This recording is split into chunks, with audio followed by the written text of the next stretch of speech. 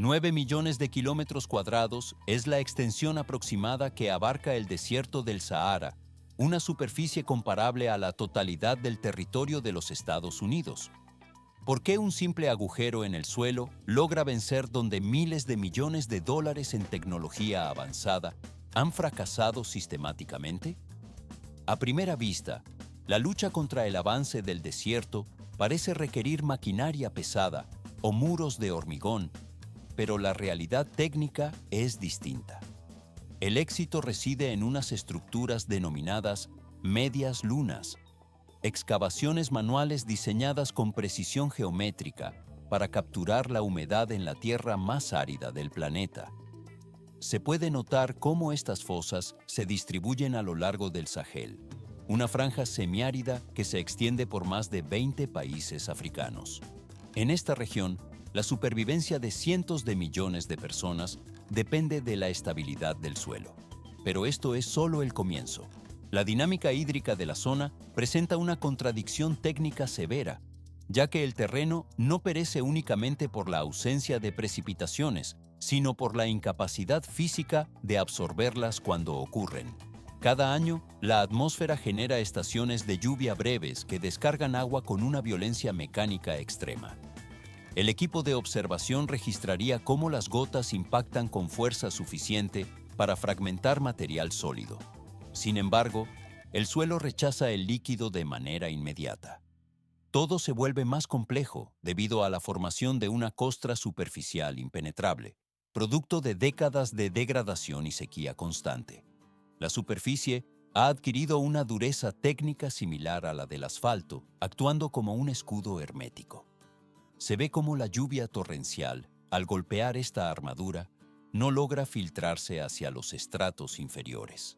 En lugar de nutrir el subsuelo, el agua corre desenfrenada por la superficie a gran velocidad, generando inundaciones relámpago que arrastran las partículas de tierra fértil remanentes.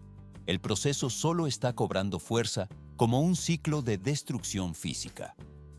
La sequía somete al suelo a un proceso de cocción térmica que altera su estructura hasta anular su porosidad. Posteriormente, la escorrentía superficial transporta los sedimentos erosionados lejos de su origen, dejando atrás un sustrato inerte. La desertificación representa así el colapso de la ingeniería natural del terreno. Más adelante se complica, pues durante décadas se intentó revertir este fenómeno mediante el uso de la fuerza bruta industrial y campañas internacionales que no consideraron la mecánica del flujo hídrico local. Las aspas de las perforadoras y los motores de la maquinaria pesada suelen ser ineficaces ante la escala del problema, mientras que las manos de la población local ejecutan la transformación mediante la microfísica del relieve. Bilhões de rebentos de árvores foram depositados no solo com a intenção de estabelecer florestas completas e erguer uma barreira vegetal contra a desertificação. Por que falharam de forma tão catastrófica estes projetos iniciais que visavam criar uma muralha verde? A resposta reside numa falha técnica elementar, onde a taxa de mortalidade das plantas atingiu níveis entre os 80% e os 90% após apenas uma ou duas estações climáticas.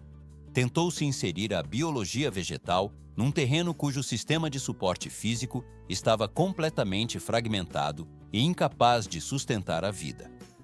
Plantar em superfícies que perderam a propriedade de retenção hídrica equivale a despejar líquido num recipiente perfurado.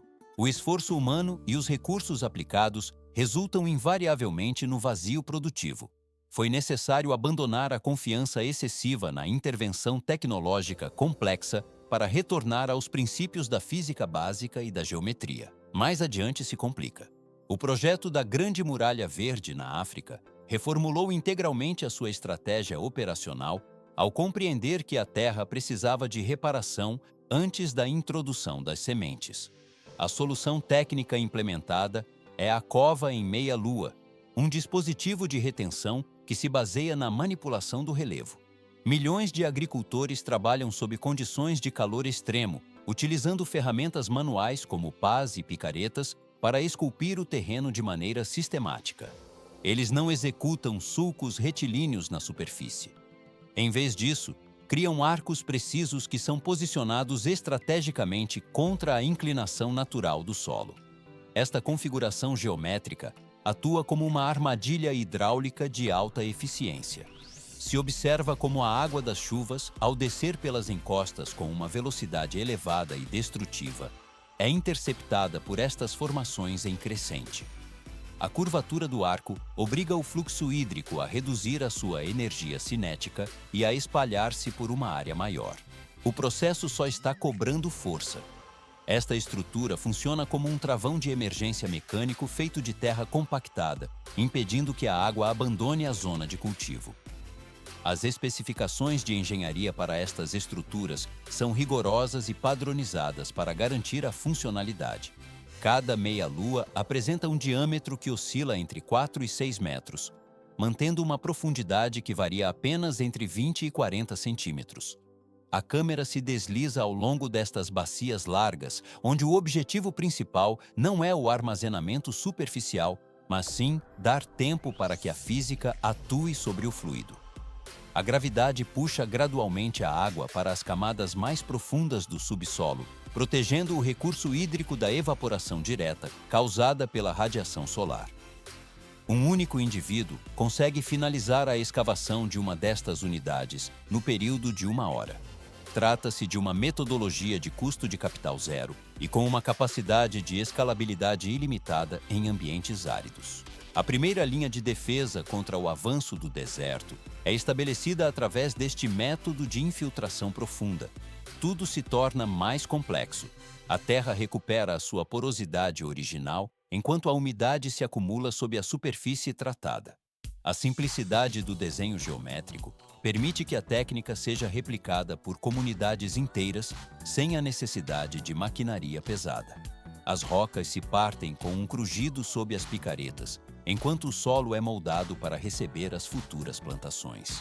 O metal das ferramentas brilha sob o sol, enquanto os arcos de terra se multiplicam pela paisagem. A física da água garante que cada gota capturada contribua para o restabelecimento do hardware biológico da região.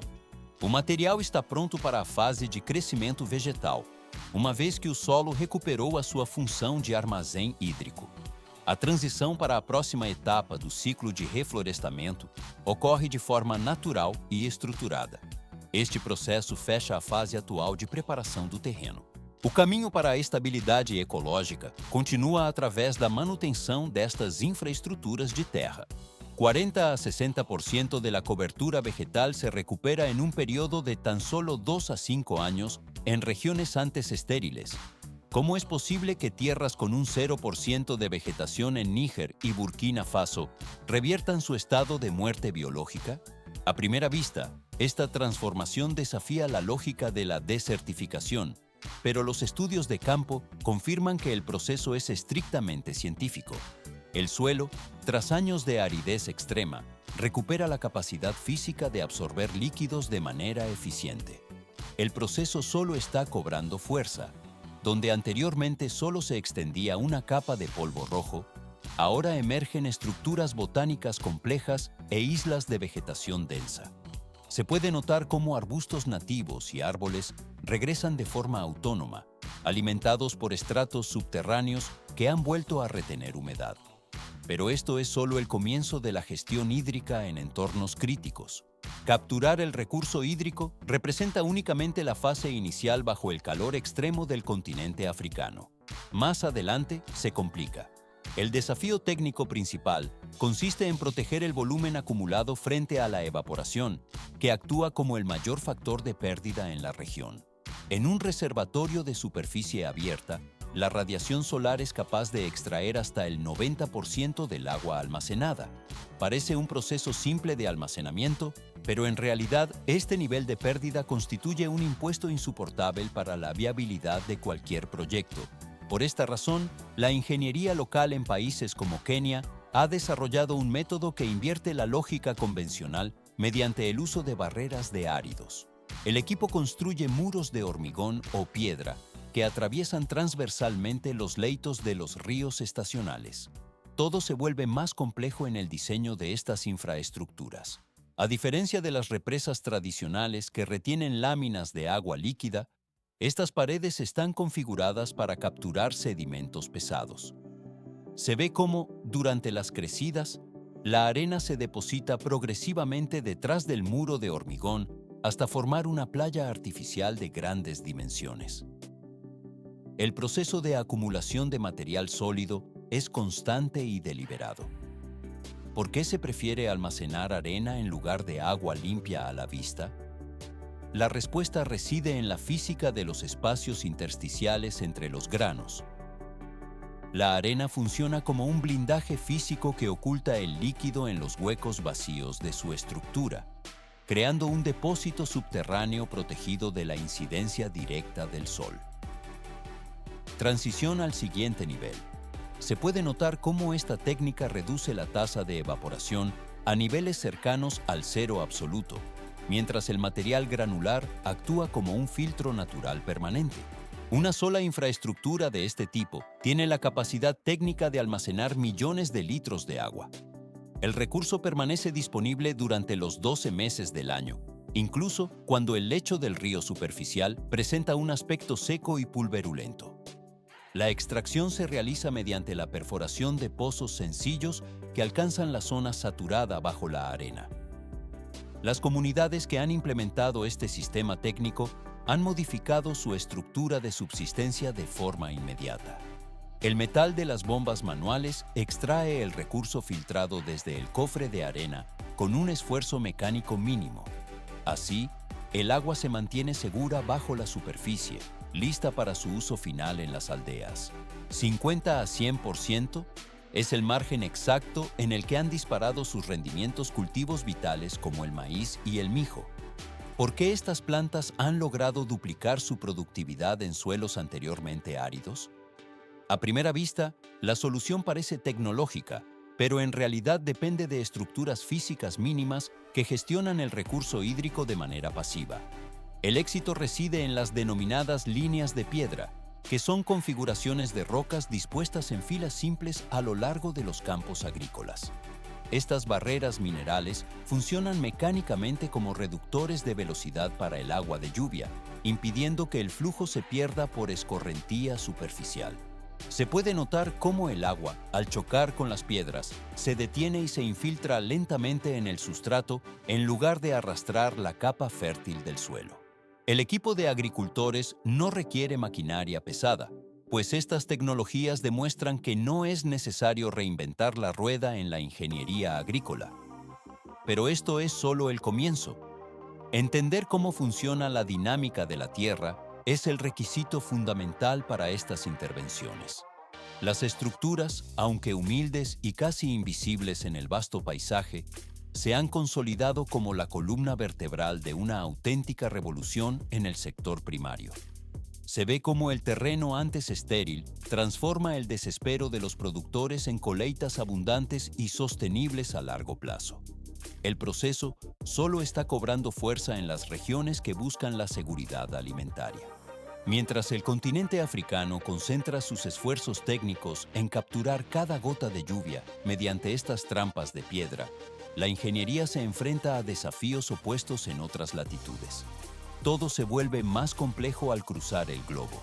En el otro extremo, China ejecuta operaciones de gran escala para combatir a un enemigo de naturaleza distinta, definido técnicamente como un océano sólido en constante movimiento. Transición al siguiente nivel. El foco de la acción se traslada ahora hacia el desierto de Taklamakan, un entorno donde las dunas se desplazan impulsadas por corrientes eólicas incesantes. La cámara se desliza a lo largo de las dunas masivas que componen este territorio, cuyo nombre posee un significado vinculado a las extremas condiciones de supervivencia en su interior. La arena se posa en una capa uniforme sobre las infraestructuras, exigiendo métodos de contención que superan la simple observación superficial. Aquel que entra nunca más sale. Ese es el significado literal que define este territorio implacable. Las condiciones atmosféricas en esta región parecen pertenecer a otro planeta debido a su hostilidad extrema. ¿Por qué se considera a este lugar como uno de los más áridos del mundo? La precipitación anual es inferior a los 100 milímetros, una cifra que apenas permite la existencia de vida. Para visualizar la severidad de esta sequedad, se puede imaginar el vertido de una pequeña botella de agua de medio litro sobre 1 metro cuadrado de tierra, pretendiendo que esa humedad resista una semana completa bajo un sol que no da tregua. Pero esto es solo el comienzo. Este entorno resulta ser 10 veces más seco que los desiertos de California en América del Norte. Sin embargo, el peligro técnico no reside exclusivamente en la ausencia de agua, sino en la movilidad constante del terreno. Se ve cómo las dunas de arena no permanecen estáticas en un punto geográfico fijo. El equipo de medición registra cómo estas formaciones se desplazan de manera continua, engullendo infraestructuras viales, asentamientos urbanos y restos arqueológicos a su paso. El proceso solo está cobrando fuerza.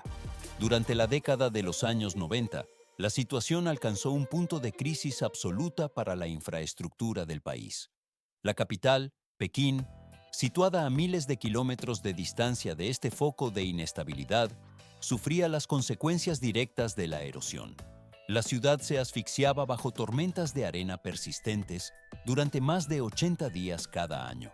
Se puede notar cómo el cielo adquiría una tonalidad naranja densa, mientras el aire se volvía completamente irrespirable para la población. Todo se vuelve más complejo. A primera vista, el avance del desierto parecía una fuerza imparable de la naturaleza, pero en realidad representaba un desafío de ingeniería y logística a escala nacional. La respuesta del gobierno de China consistió en movilizar la mayor estructura de intervención ambiental jamás registrada para frenar el desplazamiento de las arenas. Se ve cómo la maquinaria y los recursos comenzaron a desplegarse para estabilizar un suelo que amenazaba con borrar la conectividad del territorio.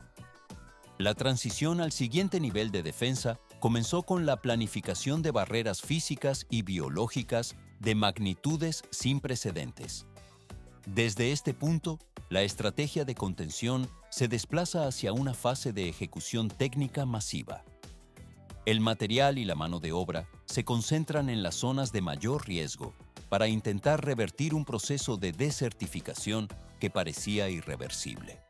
El proyecto avanza hacia su implementación definitiva en el terreno. 35 millones de hectáreas de bosque plantadas para el año 2050. Esa es la magnitud del programa del Cinturón de Protección de los Tres Nortes, conocido como la Gran Muralla Verde de la China. ¿Cómo es posible establecer una base sólida sobre una superficie que fluye y se desplaza con la misma libertad que el agua? A simple vista, plantar vegetación en un mar de arena que se niega a permanecer estático parece una tarea destinada al fracaso. Pero en realidad, la solución técnica china combina la fuerza bruta masiva con una aerodinámica de precisión absoluta para anclar el terreno antes de que la vida pueda prosperar. Ingenieros especializados utilizan satélites y drones para mapear el caos de las dunas, diseñando un plano de batalla geométrico denominado el tablero de ajedrez de paja. Más adelante se complica. Esta técnica consiste en cubrir la superficie del desierto con una cuadrícula infinita de cuadrados de paja, donde cada celda mide aproximadamente 20 por 20 pies de lado. Millones de toneladas de paja se transportan hacia el corazón del vacío absoluto, enfrentando una escala logística que desafía la lógica operativa. El proceso solo está cobrando fuerza. En estas zonas no existen carreteras y los camiones de suministro se hunden con frecuencia hasta los ejes en la arena fofa, deteniendo el avance mecánico de forma abrupta. Se puede notar cómo el equipo de transporte lucha contra la falta de tracción en un entorno donde el suelo carece de cohesión física. 49 grados Celsius es la temperatura que el termómetro supera habitualmente, mientras un ejército de trabajadores avanza sobre las crestas de las dunas. El uso de maquinaria pesada resulta imposible en las pendientes empinadas y traicioneras de arena suelta. Todo se vuelve más complejo. Por esta razón, la labor depende exclusivamente de las manos humanas y el uso de palas manuales para fijar el material orgánico al suelo. Se ve cómo los operarios colocan la paja en líneas rectas perfectas para luego enterrar el centro de cada manojo profundamente en la arena. Las puntas de la paja quedan de pie, rompiendo la velocidad del viento a nivel del suelo y evitando que la duna se desplace. El resultado visual es una transformación radical del paisaje. El desierto dorado se convierte gradualmente en un tablero de ajedrez gigantesco que se extiende hasta el mismo horizonte, alterando la aerodinámica del terreno. Esta fase de estabilización prepara el terreno para la introducción de especies vegetales resistentes. El material orgánico cumple su función técnica mientras la arena queda finalmente inmovilizada bajo la red geométrica. Aerodinámica pura en su forma más técnica y funcional. Ese es el principio físico que rige este sistema de contención. La palla dispuesta verticalmente genera una resistencia constante contra las corrientes de aire, elevando la capa límite del flujo de viento para reducir drásticamente su velocidad en contacto con la superficie del terreno. ¿Por qué es tan crucial alterar la dinámica del aire justo al nivel del suelo? En condiciones normales, el viento arrastraría la arena sin oposición, sepultando cualquier estructura a su paso. Pero ahora los granos quedan confinados dentro de estas celdas de paja estratégicamente situadas. La duna se inmoviliza por completo bajo una estructura geométrica diseñada para domar un fenómeno geológico de gran escala. Una vez que la arena queda retenida en esta prisión cuadriculada, se activa el sistema de soporte vital. El tablero de ajedrez formado sobre el desierto no representa el objetivo final, sino que funciona estrictamente como un entorno controlado de incubación. El proceso solo está cobrando fuerza. Maquinaria de diseño específico y operarios introducen materia orgánica en el interior de cada uno de estos millones de cuadrados. Se puede notar cómo las brocas mecánicas perforan el centro exacto de cada célula para depositar mudas de especies extremófilas, tales como el saxaúl y el sauce rojo. Estas variedades botánicas han evolucionado para subsistir en condiciones de aridez extrema y temperaturas superficiales prohibitivas. Más adelante se complica. Las mudas se posicionan con una precisión de milímetros en el sustrato.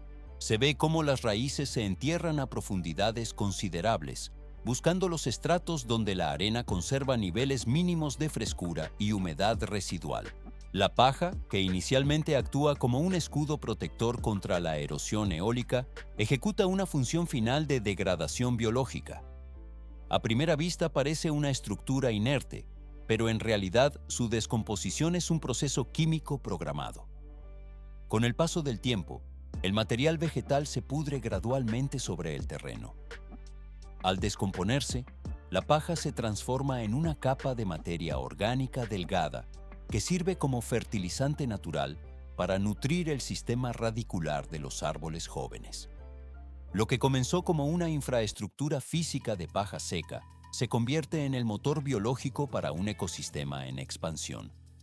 Las raíces de los árboles descienden varios metros de profundidad en el subsuelo, anclando la duna desde su núcleo interno. Este mecanismo convierte la arena móvil en un suelo estable y consolidado mediante el entrelazamiento de fibras vegetales. El equipo de monitoreo registra cómo la cobertura forestal de la región ha experimentado una transformación radical desde mediados del siglo pasado. La estadística es precisa.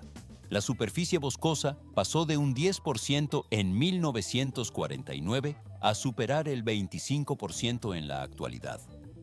Transición al siguiente nivel. Donde anteriormente solo imperaba el desplazamiento de la arena y el flujo del viento, ahora se percibe el movimiento físico de las copas de los árboles. La infraestructura vegetal ha reemplazado el vacío por una red de biomasa activa que altera el microclima local. Las estrategias aplicadas en los contextos de África y China exponen metodologías técnicas diferenciadas para enfrentar la expansión de los desiertos. El material biológico continúa su crecimiento, consolidando la estabilidad del terreno de manera permanente. Duas estratégias opostas definem a luta contra a desertificação em escala global. No Sahel, a vitória nasce da adaptação através do uso de formas em meia-lua que convidam a água a permanecer no solo, enquanto na China a conquista é imposta por uma grelha rígida que força a areia a obedecer. Por que métodos tão distintos levam a um resultado comum de restauração ambiental? A resposta reside em uma lição humilde. Determinar el nivel exacto de nutrientes presentes en el suelo es la primera acción crítica antes de cualquier siembra. ¿Por qué es tan vital este análisis químico previo de la tierra? Un simple error en el cálculo de los componentes minerales provocaría que la colheita fallara por completo al no encontrar el sustento necesario. Por esta razón, se integran compostaje orgánico o estiércol descompuesto mediante una mezcla de precisión quirúrgica para establecer una base blanda y fértil. La tierra se esculpe mediante maquinaria pesada de nivelación. Se puede notar cómo estas máquinas forman largas crestas geométricas que se extienden de manera ininterrumpida hasta el horizonte. Pero esto es solo el comienzo. En las explotaciones agrícolas modernas, el proceso se vuelve aún más tecnológico y complejo. Líneas de irrigación por gotejamiento son enterradas con exactitud dentro de estas crestas de tierra, funcionando de manera similar a un sistema circulatorio invisible. El equipo asegura gradualmente que cada gota de agua se dirija directamente hacia la raíz, eliminando cualquier posibilidad de desperdicio. Se ve cómo se consolida una infraestructura colosal, diseñada específicamente para soportar millones de vidas vegetales que están próximas a nacer. Un contraste chocante de escala ocurre cuando el protagonista más improbable entra en este escenario de tierra preparada: la semente. Los agricultores seleccionan sementes de alta genética, granos dorados minúsculos que desaparecen casi por completo al colocarse en la punta de un dedo. Parece simple el aspecto de estos granos, pero en realidad algo tan pequeño carga con el código genético necesario para alimentar ciudades enteras. Las semillas no se distribuyen al azar sobre el terreno. El proceso solo está cobrando fuerza cuando se siembran en bandejas especiales ubicadas dentro de estufas que operan como auténticas fortalezas biológicas. Se puede notar cómo los sistemas de control gestionan la temperatura y la humedad con un rigor militar constante. Esta incubadora perfecta permite que la vida explote en apenas una semana de tiempo. Surgen pequeños brotos verdes, de apariencia frágil y vulnerable ante el entorno exterior. Pero ellos no permanecen en este refugio para siempre. Transición al siguiente nivel. Cuando los brotos alcanzan entre 15 y 20 centímetros de altura y desarrollan caules robustos, llega el momento crítico del trasplante. Esta operación se considera de alto riesgo para la supervivencia del cultivo. Se realiza temprano por la mañana para evitar el choque térmico que provocaría el calor intenso del mediodía en las plántulas. Ejércitos de trabajadores o máquinas trasplantadoras especializadas mueven las mudas hacia el campo abierto con movimientos rítmicos. La precisión en el posicionamiento es una variable vital para el éxito del desarrollo vegetal. Las plantas son situadas con un espacamiento exacto de medio metro entre cada ejemplar. Si se colocan demasiado cerca, compiten ferozmente por los recursos del suelo y mueren, mientras que si quedan muy lejos, el espacio productivo se desperdicia por completo. Más adelante, se complica el ciclo de crecimiento. Se ve cómo las raíces tocan el suelo real por primera vez tras abandonar la estufa. En ese instante preciso, la primera irrigación se activa mediante los sistemas automáticos, sellando el pacto definitivo entre la planta y el campo. El agua fluye uniformemente por los surcos y la humedad se asienta lentamente en el sustrato. El material biológico queda así integrado en el entorno de producción masiva. El proceso de adaptación al suelo exterior comienza bajo una supervisión técnica constante. Las líneas de goteo mantienen el flujo hídrico necesario para esta fase de estabilización. La transición hacia la etapa de crecimiento a campo abierto se completa de manera efectiva. Durante as próximas semanas, a fase de monitoramento ativo transforma o campo em um organismo tecnológico que exige vigilância ininterrupta por parte dos sistemas de controle. Por que o tomateiro requer uma supervisão tão rigorosa durante seu desenvolvimento? A planta não se desenvolve de forma autônoma, ela é guiada por uma rede de precisão. Sensores de umidade, enterrados profundamente no solo, transmitem dados em tempo real para computadores centrais que gerenciam a irrigação de maneira automatizada. Trata-se de um equilíbrio físico crítico, onde a margem de erro é mínima. Se o sistema fornecer água em excesso, a pressão interna do fruto aumenta até que a pele exploda e rache, inutilizando o produto para o processamento industrial. Mais adelante se complica.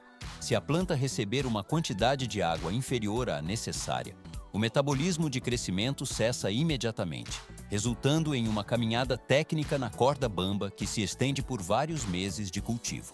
À medida que os tomateiros ganham altura, a necessidade de intervenção física por meio da poda torna-se obrigatória.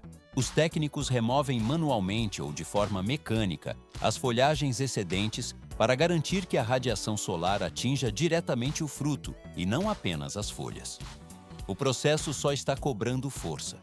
Pode-se notar como o fruto inicia seu ciclo como uma esfera verde, rígida e de alta densidade celular. Lentamente, a estrutura molecular do fruto se altera, passando para um tom amarelo pálido e, posteriormente, para um laranja vibrante e saturado. Finalmente, o tomate atinge o vermelho profundo e intenso, que indica tecnicamente o pico de concentração de açúcares e o desenvolvimento total do sabor. Sob a luz do sol matinal, as extensas áreas de cultivo assemelham-se a um oceano vermelho, mas essa característica visual é, na verdade, um sinal técnico de alerta para os produtores. No momento exato em que a coloração atinge o vermelho total, o processo biológico de morte do fruto é iniciado.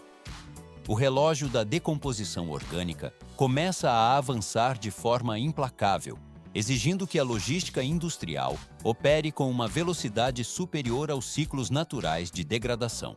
A colheita representa o ponto de maior tensão mecânica e operacional de toda a cadeia produtiva. Transição ao seguinte nível. É neste estágio que o destino logístico do tomate é separado em duas rotas distintas de processamento e distribuição. Para as unidades destinadas ao consumo imediato em mercados, a abordagem de coleta é estritamente manual e delicada.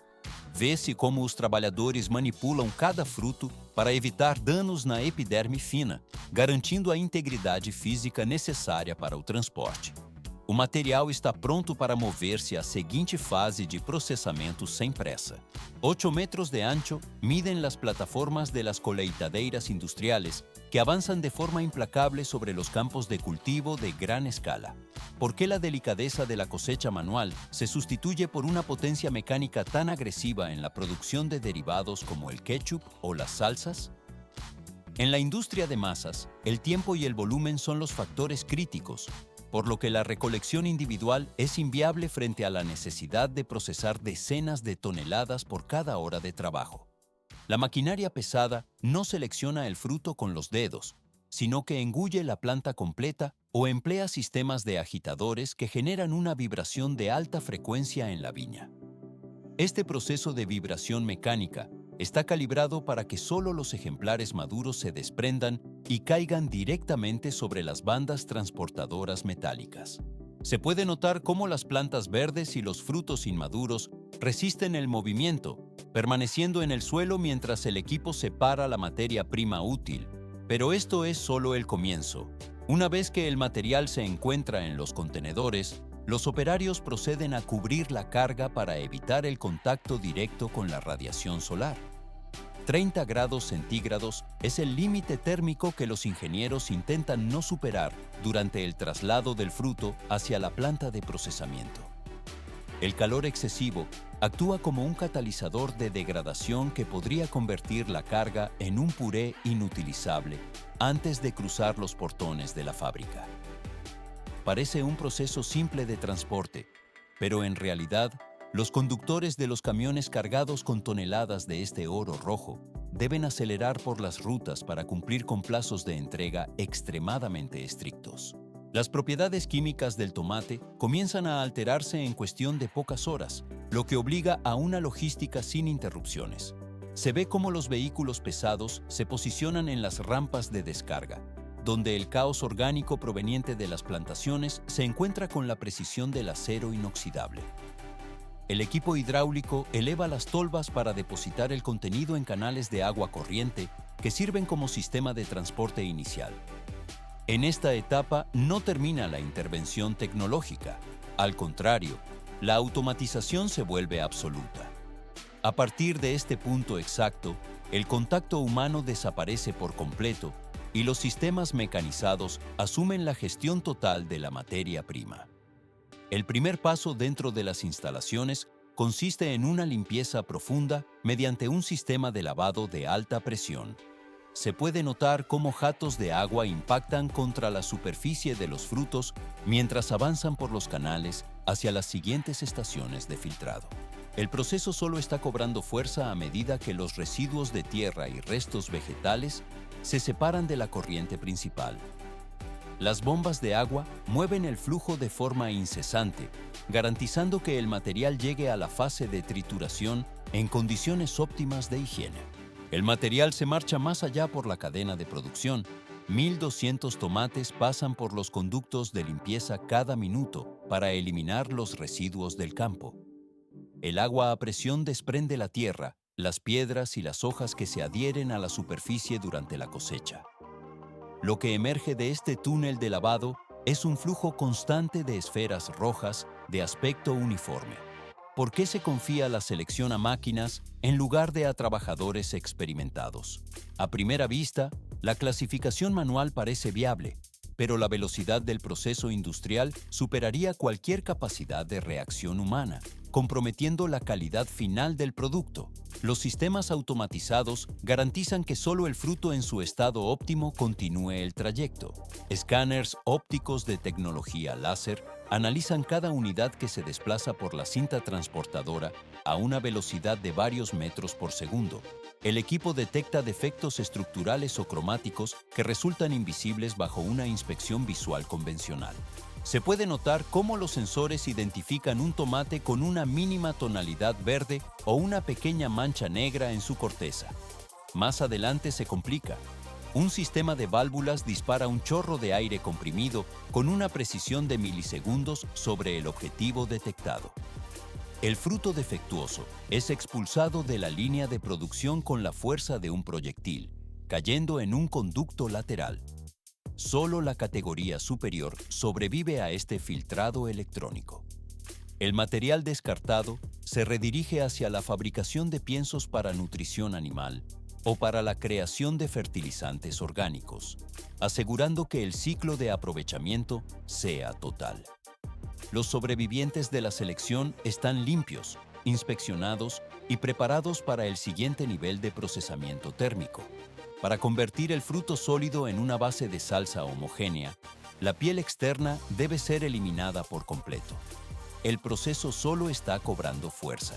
La industria utiliza para ello un método de una eficiencia técnica absoluta. Se ve cómo los tomates ingresan en una cámara sellada de vapor a alta presión. Este entorno genera un choque térmico instantáneo, donde el calor extremo actúa sobre la estructura celular externa. La humedad acumulada justo debajo de la cutícula del tomate alcanza el punto de ebullición y se expande en una fracción de segundo. La piel se fractura y se desprende de la pulpa debido a la presión interna acumulada. Todo se vuelve más complejo. Rodillos de caucho blando o potentes chorros de aire intervienen inmediatamente después para retirar los restos de corteza sueltos. El equipo gradualmente deja al descubierto la parte carnosa del fruto, manteniendo la integridad de la pulpa interior. El metal de la maquinaria se desliza sin dañar el contenido, mientras la piel es succionada por sistemas de filtrado. El material procesado abandona la cámara de vapor, pasando a una fase tranquila de enfriamiento. 200 kilos de pulpa roja se desplazan por la línea, mientras la estructura física del fruto se somete a una destrucción total y sistemática. ¿Por qué es necesario desintegrar el tomate de forma tan agresiva en esta etapa? A primera vista, el fruto parece listo para el proceso, pero para obtener una base uniforme, los trituradores industriales deben reducir la materia prima a una masa maleable. los tomates son aplastados por rodillos metálicos y forzados a presión a través de una serie de peneiras finas que actúan como filtros mecánicos.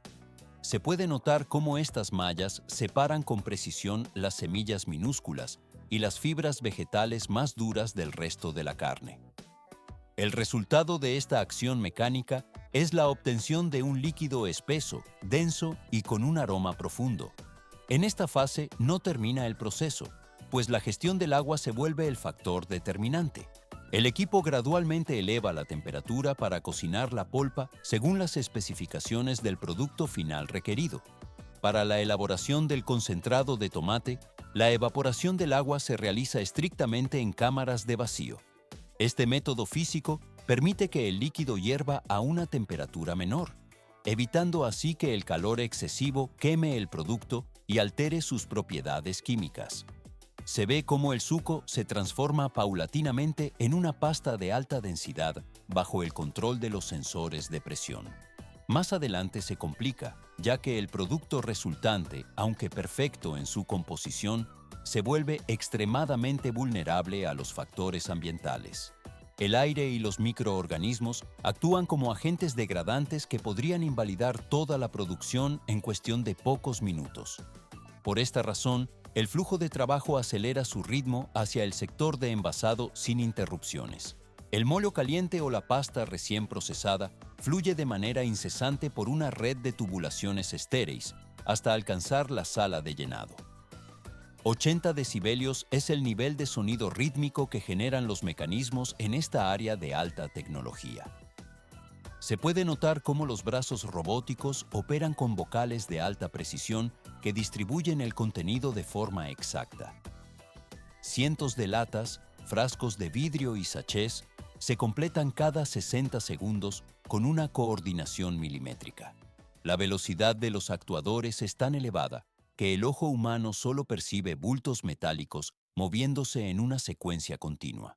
Todo se vuelve más complejo cuando el sellado hermético entra en acción de forma inmediata tras el llenado. Al cerrar el recipiente, la presión y el aislamiento mecánico capturan el estado actual del producto, bloqueando cualquier intercambio con el mundo exterior. El sellado garantiza que la frescura y las cualidades del tomate permanezcan inalteradas durante años dentro del contenedor de metal o vidrio. El proceso solo está cobrando fuerza antes de su estabilización final. Las latas recién selladas avanzan por cintas transportadoras hacia túneles de resfriamiento específicos. El equipo reduce la temperatura interna de los envases mediante una circulación constante de agua fría para finalizar el ciclo térmico. El material abandona la línea principal, pasando a una fase tranquila de almacenamiento. Etiquetas de identificación se adhieren a la superficie con una precisión milimétrica, registrando la identidad del producto, el número de lote y la fecha exacta de fabricación. ¿Para qué se organizan estos contenedores con un rigor tan extremo? El orden logístico permite que los brazos mecánicos de los robots paletizadores reconozcan cada unidad sin margen de error.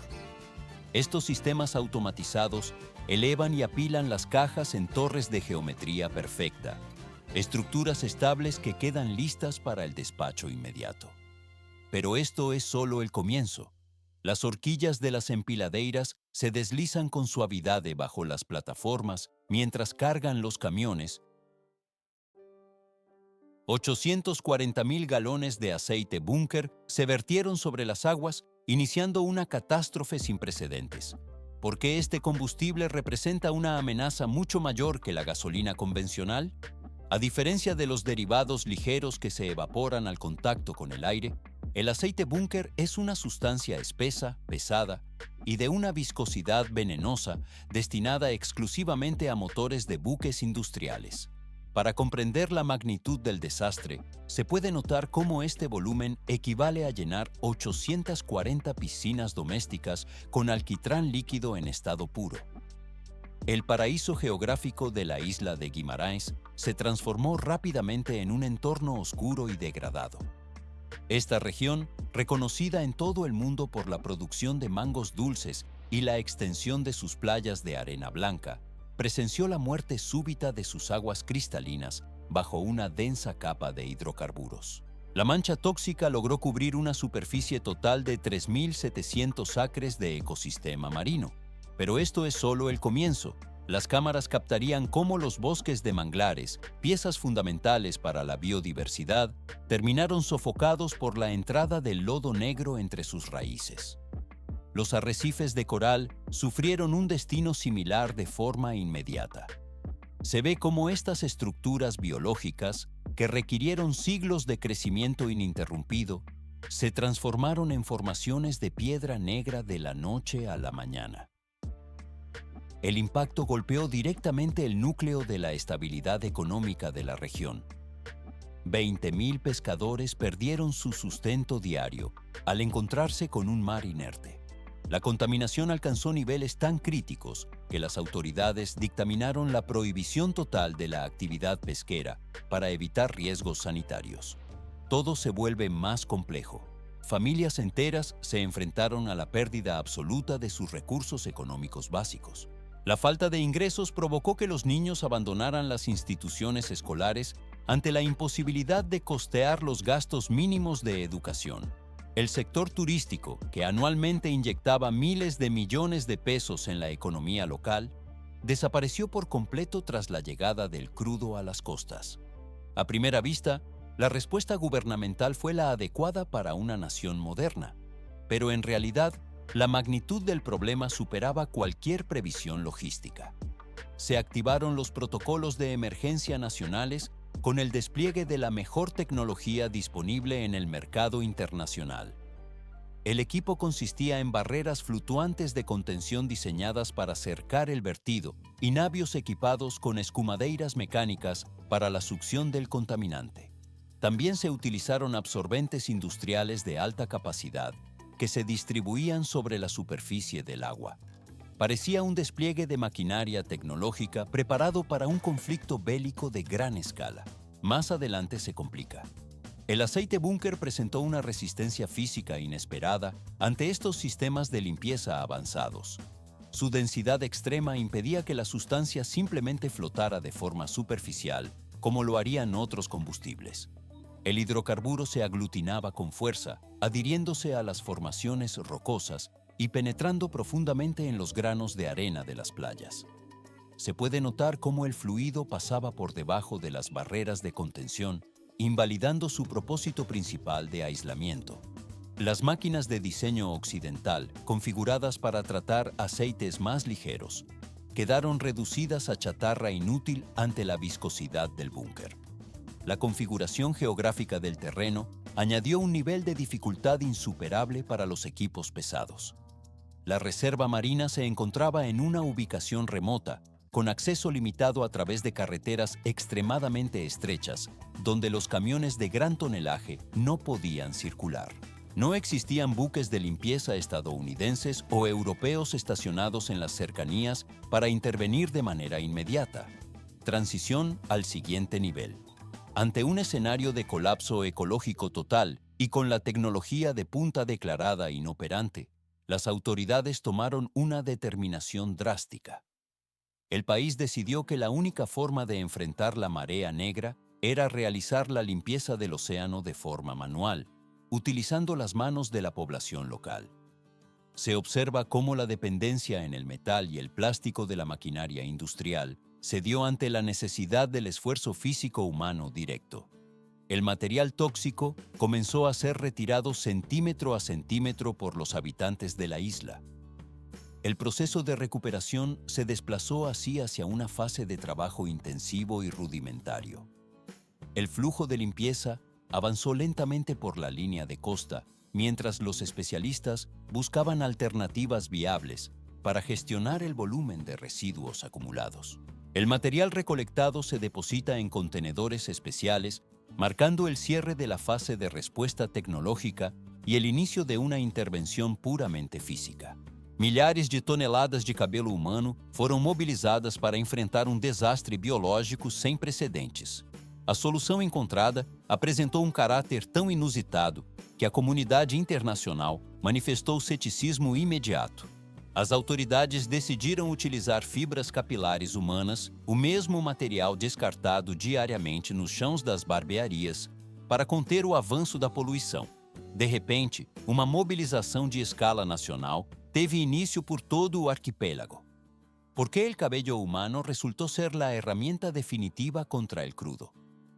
A primera vista, la idea parece carecer de sustento técnico, pero en realidad, la respuesta reside en la física pura aplicada a la estructura molecular. El cabello humano posee una arquitectura superficial distintiva, compuesta por escamas microscópicas superpuestas que le confieren propiedades mecánicas excepcionales. El proceso solo está cobrando fuerza. Desde Manila hasta la ciudad de Cebú, se puede notar cómo miles de salones de belleza interrumpieron la eliminación sistemática de estos residuos orgánicos. Grupos de estudiantes universitários organizaram filas extensas.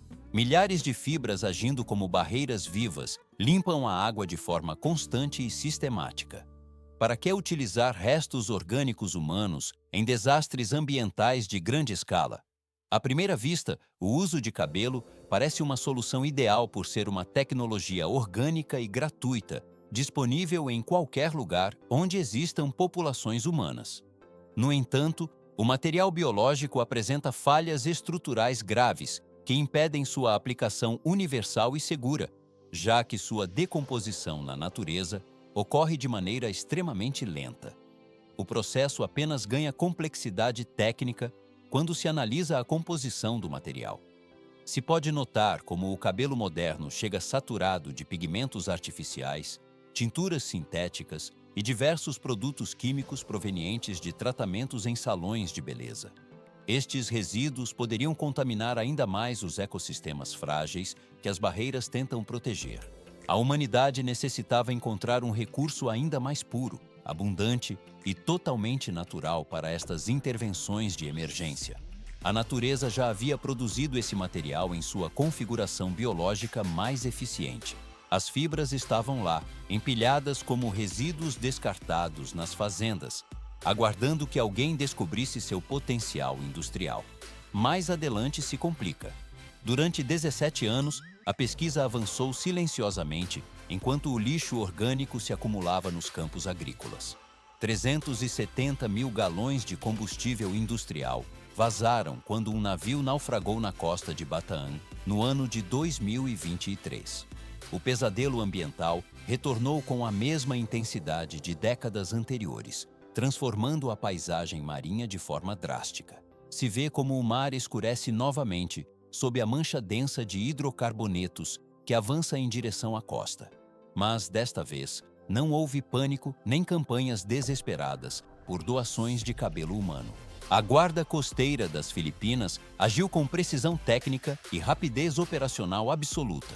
Os oficiais sabiam exatamente quais protocolos executar para conter o avanço do combustível pesado. Transição ao seguinte nível. Eles se deslocaram rapidamente para as zonas rurais e transportaram milhares de sacos de cascas de coco secas diretamente para a linha da praia. A operação não se baseava em improvisos ou experimentações de última hora.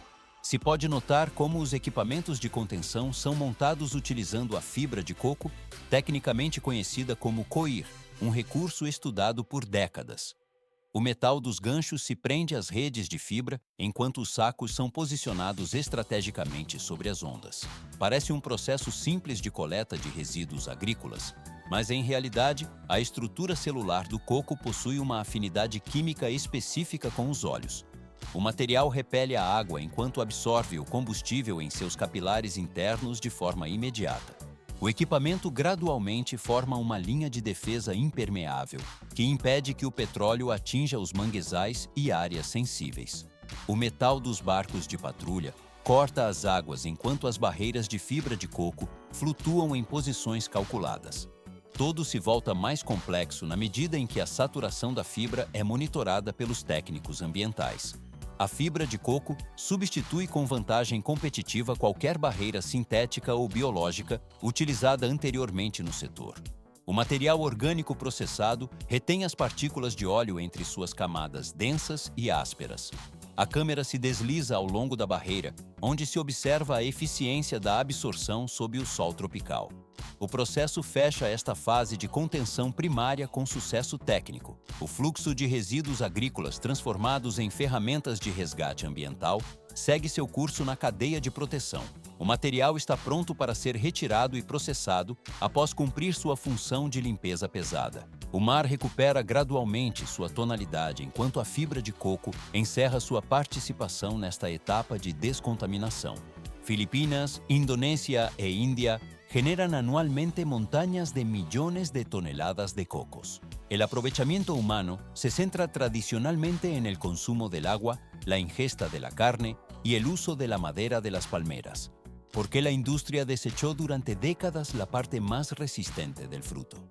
A pesar de su utilidad potencial, la cáscara, que representa entre el 85 y el 90% de la fibra de coco a nivel global, se descartaba de forma sistemática o se destruía mediante la incineración. Esta parte externa constituye el 35% del peso total de la fruta. El sector productivo la trató históricamente como un residuo inútil, ignorando las propiedades físicas de su composición. El proceso de revalorización solo está cobrando fuerza. Se puede notar cómo el volumen de estos desechos se acumula en los centros de procesamiento antes de ser rescatado por la ingeniería moderna. La historia militar ya había proporcionado indicios sobre la durabilidad de este material. Durante la Segunda Guerra Mundial, los ejércitos denominaron a este recurso como la fibra dorada. Las Fuerzas Armadas empleaban el coco para fabricar redes de camuflaje y chalecos salvavidas, debido a una propiedad técnica específica.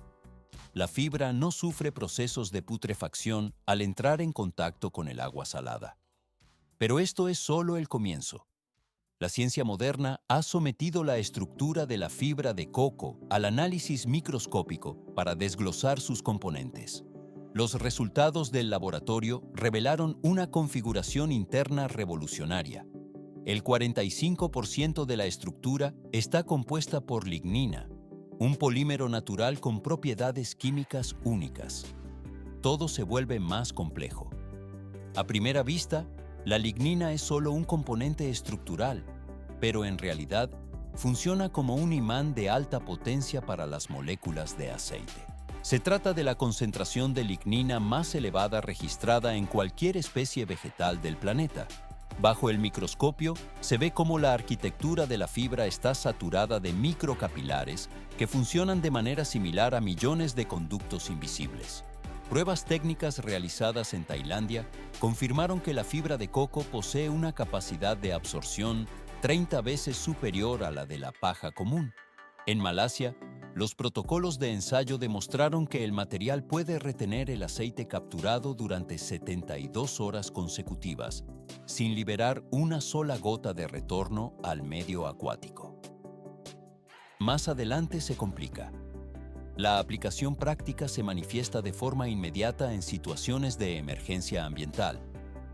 El equipo técnico despliega la fibra sobre el derrame y ésta succiona el hidrocarburo de manera instantánea mediante la acción capilar. Una vez saturada, la red de fibra se recolecta de la superficie del agua para su procesamiento. Se puede notar cómo la presión mecánica permite exprimir el aceite para que éste sea integrado nuevamente en la cadena de reciclaje. Este mecanismo permite la reutilización de la misma fibra en múltiples ciclos operativos. Cuando el material sufre un desgaste mecánico definitivo tras varios usos, su ciclo de vida no termina en un vertedero. La fibra degradada se transforma en abono orgánico o se procesa para convertirse en biocombustible de alta eficiencia. El proceso solo está cobrando fuerza. El análisis de costos posiciona este sistema como una alternativa extremadamente competitiva. Las barreras de fibra de coco resultan entre 20 y 30 veces más económicas que las barreras sintéticas convencionales. Se ve cómo la industria gira hacia este polímero natural para gestionar desastres ecológicos con mayor eficiencia técnica. El material abandona la categoría de residuo y se consolida como un estándar de absorción industrial, triplicado. Ese es el factor exacto en el que se incrementó el valor de mercado de la fibra de coco en un periodo de tiempo sumamente breve. ¿Por qué un residuo agrícola despreciado se transformó repentinamente en un recurso estratégico de alto valor? El cambio se produjo cuando la Organización de las Naciones Unidas emitió una declaración oficial calificando a la fibra de coco como el absorbente de petróleo biodegradable más eficiente del que dispone la humanidad actualmente.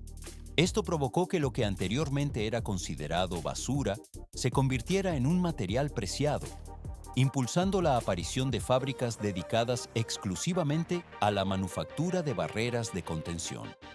El proceso de revalorización industrial solo está cobrando fuerza.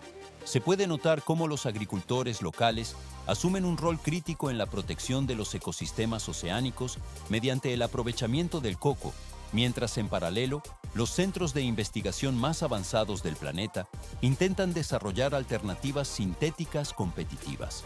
Millones de dólares y años de experimentación técnica fueron invertidos por el Laboratorio Nacional de Argonne en los Estados Unidos para dar vida a la denominada oleoesponja. Esta pieza de ingeniería química avanzada utiliza un procedimiento técnico específico denominado síntesis de infiltración secuencial. El método consiste en recubrir superficies de poliuretano con moléculas diseñadas para atraer hidrocarburos de forma selectiva. Se ve cómo la estructura porosa absorbe hasta 90 veces su propio peso en petróleo, lo que constituye un rendimiento técnico superior. Sin embargo, más adelante se complica. A primera vista, la oleoesponja parece la solución definitiva, pero en realidad su fabricación en masa resulta extremadamente compleja y costosa. La logística necesaria para producir este material y desplegarlo en una emergencia inmediata, especialmente en ubicaciones geográficas aisladas o islas remotas, presenta obstáculos técnicos casi insalvables para la industria actual. Todo se vuelve más complejo cuando se analiza la viabilidad operativa frente a soluciones naturales. Diseñaron en el Instituto de Tecnología de Massachusetts, el famoso MIT, un sistema robótico futurista denominado Sea Swarm, que funciona mediante energía solar. El equipo integra una cinta transportadora fabricada con nanofios que se desliza por la superficie para extraer el petróleo del agua de manera continua. Estos dispositivos están programados para operar de forma autónoma durante semanas consecutivas. La proyección inicial de los ingenieros planteaba el despliegue de un ejército de máquinas coordinadas para purificar los entornos marinos de forma sistemática. Pero esto es solo el comienzo de las dificultades técnicas. 10 años han transcurrido desde los primeros prototipos y estos robots aún no han sido desplegados en ningún desastre ambiental de gran magnitud en el mundo real. La fragilidad de los componentes electrónicos y de los nanofios es demasiado elevada para resistir la brutalidad física del océano abierto, donde el oleaje y la salinidad degradan los sistemas rápidamente. En esta etapa no termina la búsqueda de soluciones, pero la brecha entre la innovación de laboratorio y la aplicación práctica en campo permanece abierta. Debido a estas limitaciones tecnológicas, la fibra de coco mantiene su posición como la herramienta más confiable y de fácil despliegue para la contención de vertidos. El material biodegradable se deposita en las aguas contaminadas, cumpliendo su función sin requerir mantenimiento complejo ni fuentes de energía externas. El procesamiento de estos absorbentes naturales continúa siendo la opción más viable para la protección inmediata de las costas. $9.500.000 es la cifra exacta que el gobierno canadiense invirtió para adquirir una flota de embarcaciones de la empresa Extreme Spill Technology. ¿Por qué se destinan recursos tan masivos a estos vehículos de aspecto industrial? A primera vista, estos barcos parecen tanques de guerra diseñados para la navegación marítima, pero su función es estrictamente técnica y de emergencia. Sin estas máquinas reforzadas, las operaciones de limpieza en alta mar serían imposibles bajo condiciones climáticas extremas, ya que otros barcos se verían obligados a regresar al puerto ante el riesgo de naufragio. La ingeniería de estos navíos les permite operar con total estabilidad, incluso cuando se enfrentan a olas de 3 metros de altura y ráfagas de viento de gran intensidad. Pero esto es solo el comienzo. El equipo despliega sus sistemas de succión mientras la estructura resiste el embate constante del agua. Se puede notar cómo el diseño del casco corta el oleaje pesado sin perder la posición necesaria para la recolección de contaminantes. El costo de esta tecnología de vanguardia resulta astronómico cuando se sitúa junto a alternativas más orgánicas. Existe un contraste evidente entre los barcos de millones de dólares o las esponjas desarrolladas con nanotecnología y la simple cáscara de coco. Este material natural tiene un costo de apenas unos pocos centavos y se obtiene directamente de los árboles, representando una lección de humildad para los desarrolladores de alta complejidad técnica. Más adelante se complica. La eficiencia bruta de las máquinas se mide contra la simplicidad de los recursos biológicos en un equilibrio difícil de alcanzar. 30% del presupuesto del gobierno de Noruega proviene directamente de la extracción de petróleo, lo que define su estrategia nacional. Este país rico y de geografía verde realiza acciones que, para un observador externo, podrían parecer una contradicción absoluta. Se ve cómo las autoridades derraman petróleo real en las aguas gélidas del norte de manera totalmente voluntaria. Solo parece evidente que esto es un riesgo ambiental, pero en realidad se ejecuta bajo un control estricto y una supervisión técnica milimétrica. ¿Para qué verter hidrocarburos deliberadamente en un ecosistema tan frágil? La respuesta reside en la prevención absoluta frente a un posible desastre financiero y ecológico. Debido a que la economía noruega depende profundamente del llamado oro negro, los ingenieros comprenden que un solo error de cálculo podría devastar sus finanzas nacionales por completo. El proceso solo está cobrando fuerza. Por esta razón, han institucionalizado los ejercicios denominados Oil on Water como una herramienta de supervivencia técnica. Estas maniobras no se limitan a simples simulaciones de computadora en entornos digitales controlados. Se trata de una confrontación directa con la realidad física del océano. Los noruegos ponen a prueba sus navíos de recuperación, sus aviones equipados con sensores térmicos y sus barreras de contención mecánica en el peor escenario meteorológico imaginable. Se puede notar cómo el equipo técnico lucha contra el frío congelante y la fuerza de olas gigantescas para validar cada protocolo de seguridad. Todo se vuelve más complejo. Las barreras se despliegan con el siseo de los sistemas hidráulicos, mientras el petróleo se extiende sobre la superficie fría, permitiendo medir la capacidad de respuesta de los sistemas de limpieza en tiempo real. El material y las tripulaciones operan bajo una presión constante para asegurar que cada sensor registre los datos de dispersión con precisión. Esta metodología garantiza que en caso de una fuga accidental real, la infraestructura del país esté preparada para contener el impacto de inmediato. Así, la tecnología más avanzada se somete a la prueba de la naturaleza antes de ser declarada operativa. El flujo de trabajo en estas aguas árticas concluye con la recolección total del material vertido, cerrando un ciclo de entrenamiento que protege la estabilidad económica de la nación. 22 millones de libras de petróleo terminaron en las aguas oceánicas durante el año 2024, marcando un incremento alarmante en las estadísticas de contaminación global. ¿Por qué se utilizan escenarios de peligro real para el entrenamiento de respuesta ante desastres?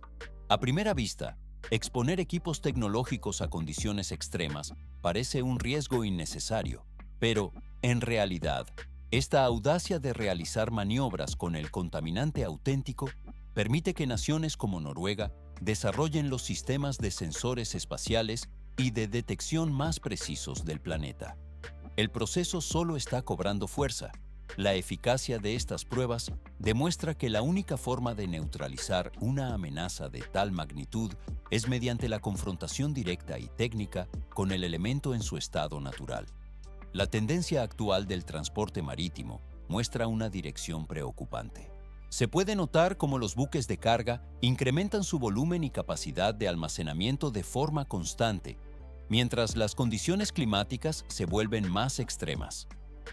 Una tormenta tropical en el presente posee una fuerza de entre un 15 y un 20% mayor que en décadas anteriores, una potencia física capaz de fracturar un navío moderno por la mitad mediante la presión hidráulica de las olas.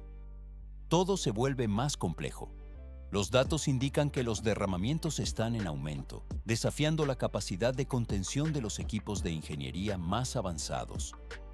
Solo parece evidente lo que flota en la superficie, pero la verdadera magnitud del problema permanece oculta bajo la línea de flotación. Únicamente entre un 20 y un 30% del hidrocarburo derramado es recuperado por los sistemas de succión y barreras físicas.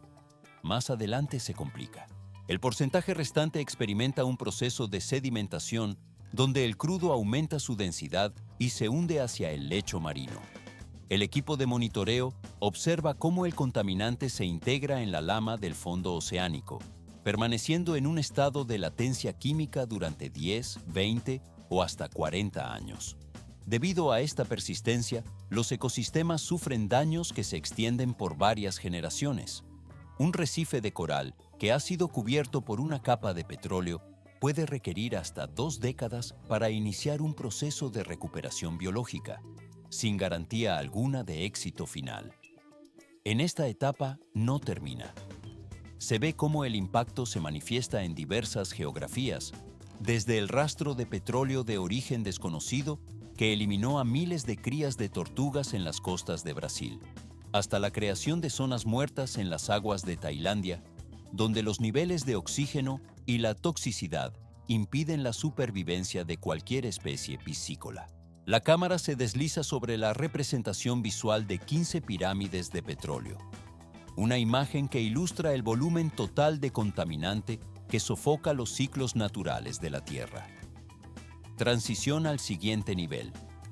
Mientras la industria destina miles de millones de dólares a la promoción de soluciones basadas en robótica avanzada y nanotecnología molecular, la realidad técnica sigue ligada a los hechos documentados en eventos como el del navío MT Solar.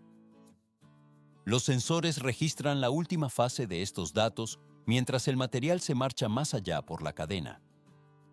Este análisis técnico sobre el impacto de los hidrocarburos cierra esta fase, abriendo el camino a la formación de nuevas estrategias de contención. Milhares de pessoas perdem seu sustento e ecossistemas inteiros são aniquilados quando ocorre desastre ambiental em larga escala. Nestes cenários críticos, a tecnologia humana frequentemente se mostra insuficiente para conter os danos, e quem oferece a solução é a própria natureza. Por que materiais descartados como resíduos tornam-se as ferramentas mais eficazes contra a contaminação? A fibra do coco, habitualmente considerada dejeto orgânico, transforma-se em escudo protetor de alta resistência contra contaminantes químicos e físicos.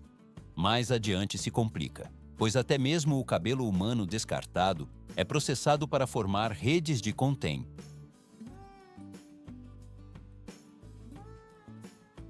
70% do território nacional já se encontra sob o domínio absoluto da degradação da terra.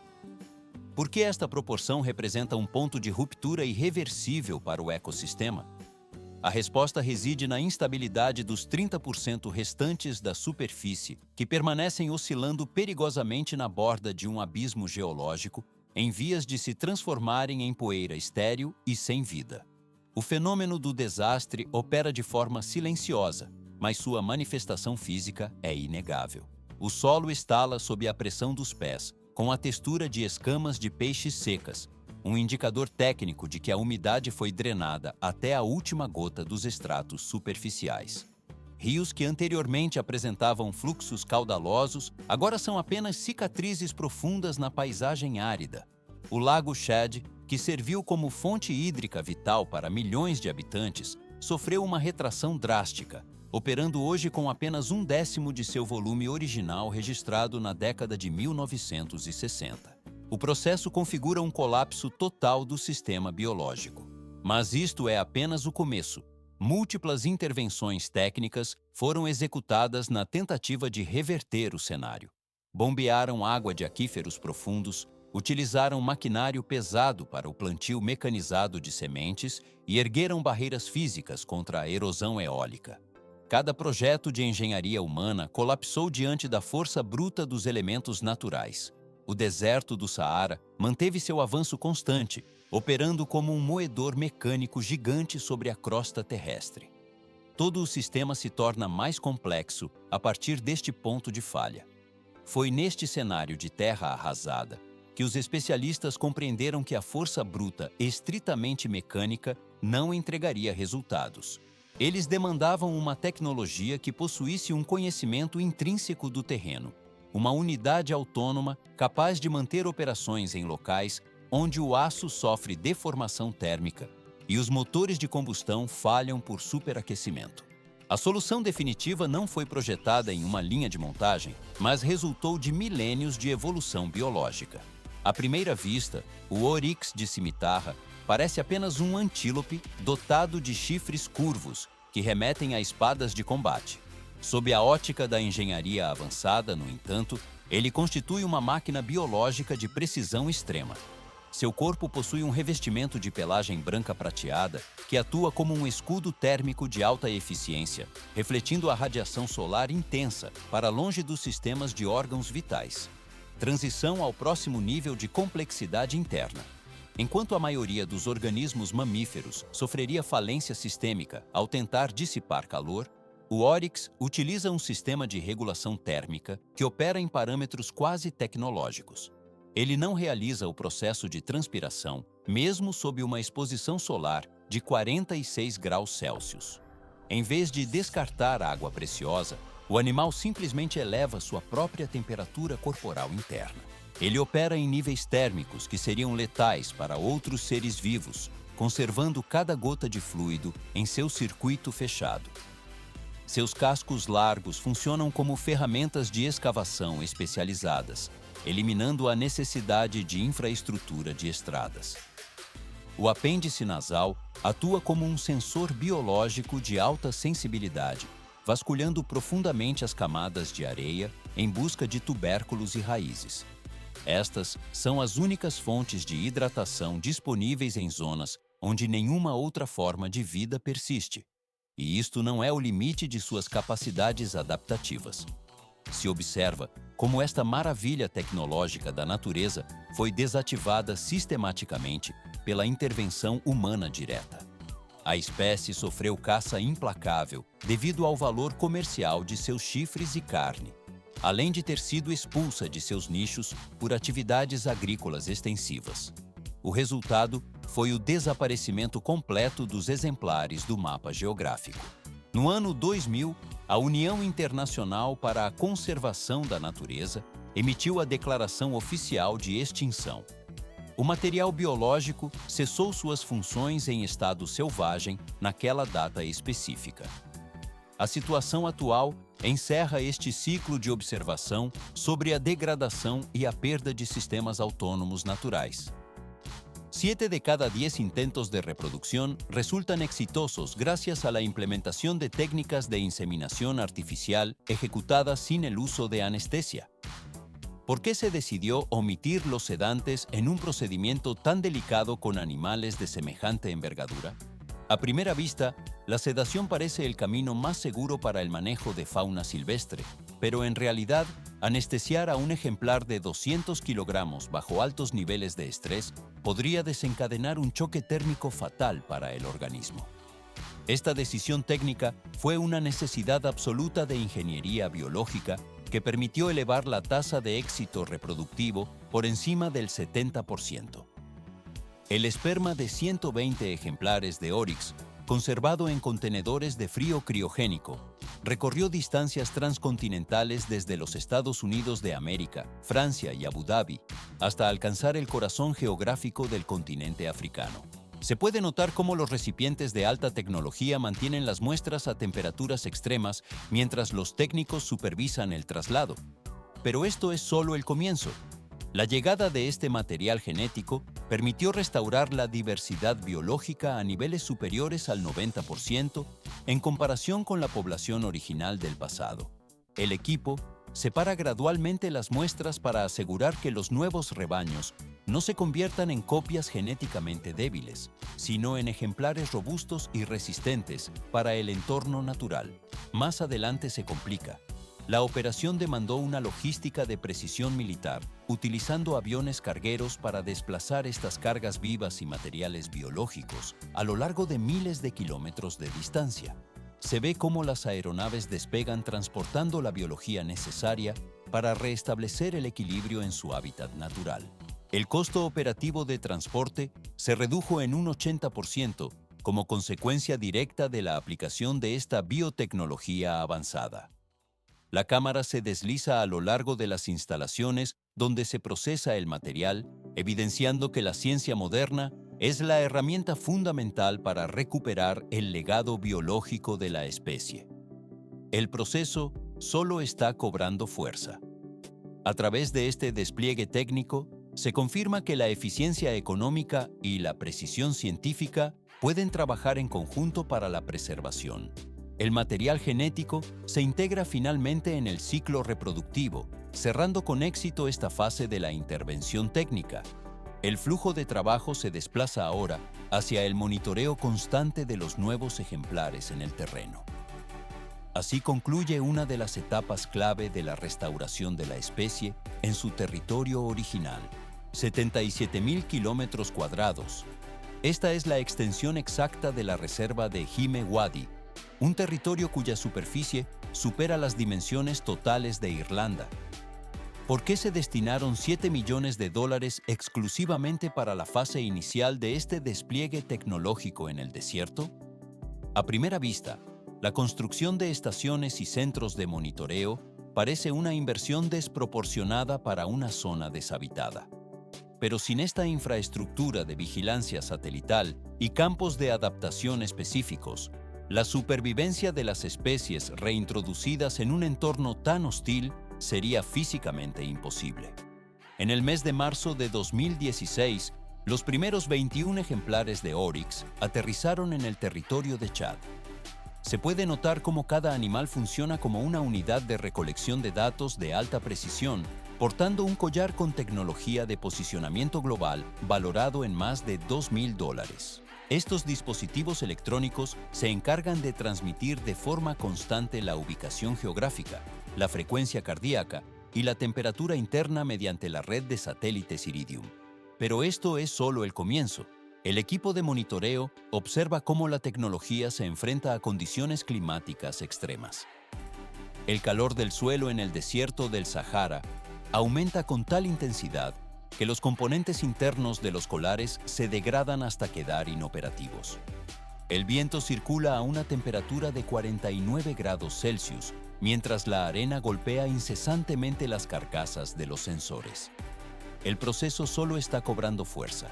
6 meses después del inicio, se registró el nacimiento del primer ejemplar en libertad, generando un breve periodo de estabilidad técnica.